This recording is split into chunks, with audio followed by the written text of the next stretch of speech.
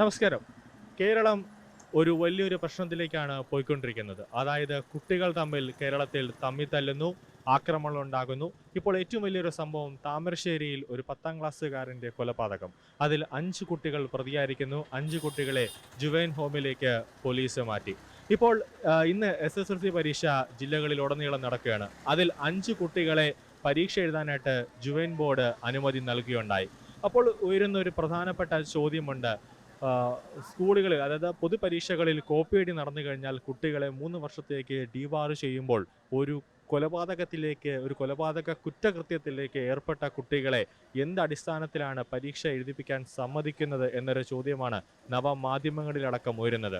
ഇത് നിയമങ്ങൾ വലിയ രീതിയിൽ ശക്തമല്ലാത്തത് കൊണ്ടല്ലേ ഇങ്ങനെ ഒരു നിയമങ്ങളെല്ലാം കാറ്റിൽ പറത്തിക്കൊണ്ട് പോലീസ് ഉദ്യോഗസ്ഥർക്കും അതുപോലെ തന്നെ കോടതികളെല്ലാം തന്നെ ഇങ്ങനെ ഒരു നിയമം പുറപ്പെടുവിക്കാനുള്ള ഒരു കാരണം എന്നതാണ് നവമാധ്യമങ്ങളടക്കം ഉന്നയിക്കുന്ന ഒരു പ്രധാനമായിട്ടുള്ള വിഷയം. അതായത് കുട്ടികൾ കുറ്റകൃത്യങ്ങൾ ചെയ്യുമ്പോൾ അവരെ ശിക്ഷിക്കപ്പെടേണ്ട ഒരു അവസ്ഥയിലേക്ക് കാര്യങ്ങൾ എത്തുന്നതിന് പകരം അവർക്ക് ഒരു ശിക്ഷ കൊടുക്കുക, അതായത് പ്രായപൂർത്തി ആയില്ല എന്നുള്ള ഒറ്റ കാരണത്താൽ അവർക്ക് വലിയ രീതിയിലൊരു ശിക്ഷയൊന്നും തന്നെ കൊടുക്കാതെ അവരെ പരീക്ഷ എഴുതാനായിട്ട് പോലീസിൻ്റെ സുരക്ഷയിൽ എന്തുകൊണ്ട് സമ്മതിക്കുന്നു എന്ന ചോദ്യമാണ് നവമാധ്യമങ്ങളിലും ജനങ്ങളിലും അടക്കം വരുന്നത്.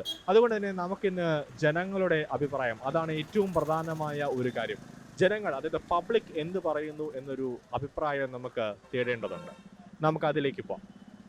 അവരൊരിക്കലും ഈ നാട്ടിൽ പറ്റിയവരല്ല. അതുകൊണ്ട് അവർ പരീക്ഷ എഴുതേണ്ട ഈ നാട്ടിൽ വരില്ല.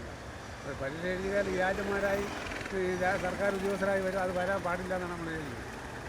അതാണ് നമ്മൾ ഒരിക്കലും അവരെ എഴുതിച്ചൂടാ. അവർ ഏതൊരു സമ്മർദ്ദം ഉണ്ടായാലും അവർ എഴുതിക്കാൻ പാടില്ല എന്നാണ് നമ്മൾ മരിച്ചുപോയ കുട്ടിയുടെ മാതാപിതാക്കളുടെ അഭിപ്രായം നല്ല ശരിയാണ്.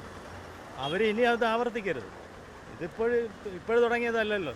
കുറേ കാലമായിട്ട് ഈ ക്യാമ്പസുകളിൽ ലഹരി ഉപയോഗിച്ചും സംഘടനയുടെ പേരിലൊക്കെ ഇങ്ങനെ ദൈനംദിനം ഇങ്ങനെ ഓരോ കൊലപാതകങ്ങൾ നടന്നുകൊണ്ട് അവരെ മാറ്റി നിർത്തുക, പൂർണ്ണമായിട്ട് ഒഴിവാക്കുക.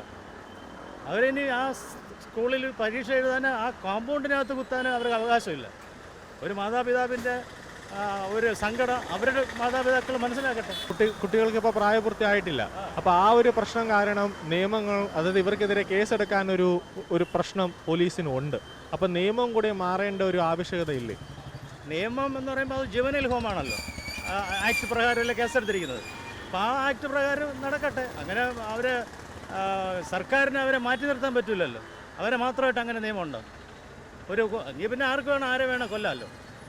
ഇപ്പോൾ താമരശ്ശേരിയിലെ കുട്ടികൾ ഇപ്പം തമ്മിൽ തല്ലി മരിച്ചു. അപ്പോൾ അതിൽ ഈ കുട്ടികൾക്ക് പരീക്ഷ എഴുതാനായിട്ട് കോടതി അനുമതി കൊടുത്തു, ജുവൈനൽ കോടതി കൊടുത്തു.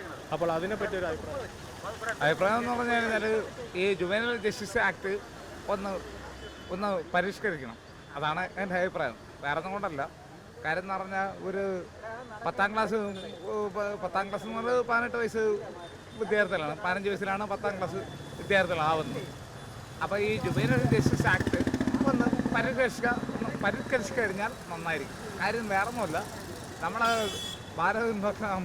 ഡോക്ടർ BR അംബേദ്കർ സാർ എഴുതി വെച്ച് കഴിഞ്ഞാൽ അങ്ങനെ ഒരു റൂൾസാണ്. കാര്യം ഇവിടുത്തെ രാഷ്ട്രീയ സമ്മർദ്ദങ്ങൾ വഴങ്ങി ആണ് ഈ ജഡ്ജ് ആക്ടൊക്കെ ഒളിച്ചു വെച്ചേക്കുന്നത്. അങ്ങനെ ജനങ്ങളുടെ അഭിപ്രായങ്ങൾ നമ്മൾ കേട്ടതാണ്.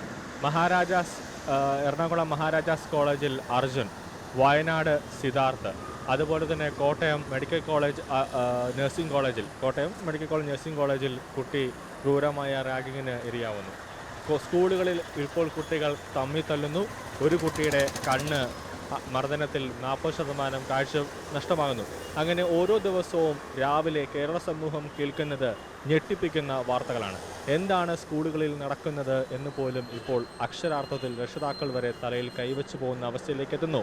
താമരശ്ശേരിയിൽ നടന്ന സംഭവത്തിലേക്ക് പോകുമ്പോൾ അവിടെ 5 കുട്ടികൾ പ്രതികളാണ്. ആ കുട്ടികളെ പരീക്ഷ എഴുതാൻ വേണ്ടി സമ്മതിച്ചത് ഒരിക്കലും നമുക്കതിന് അനുവദിച്ചു കൂടാ എന്ന് തന്നെയാണ് യാഥാർത്ഥ്യം. കാരണം ഒരു പരീക്ഷയിൽ കുട്ടി കോപ്പി അടിച്ചു കഴിഞ്ഞാൽ അതിനെ ആ കുട്ടി കുറ്റക്കാരനാണെന്ന് കണ്ടുകൊണ്ട് 3 വർഷം ഡീബാർ ചെയ്യുന്ന നിയമമാണ് വിദ്യാഭ്യാസ മേഖലയിൽ തന്നെയുള്ളത്.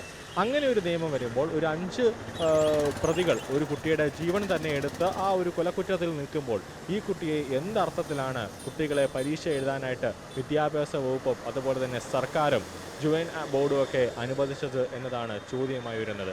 അപ്പോൾ നിയമങ്ങൾ മാറ്റേണ്ട സമയം, നിയമങ്ങൾക്കൊരു ഭേദഗതി വരുത്തേണ്ട സമയം അതിക്രമിച്ചു കഴിഞ്ഞു എന്നതാണ് യാഥാർത്ഥ്യം.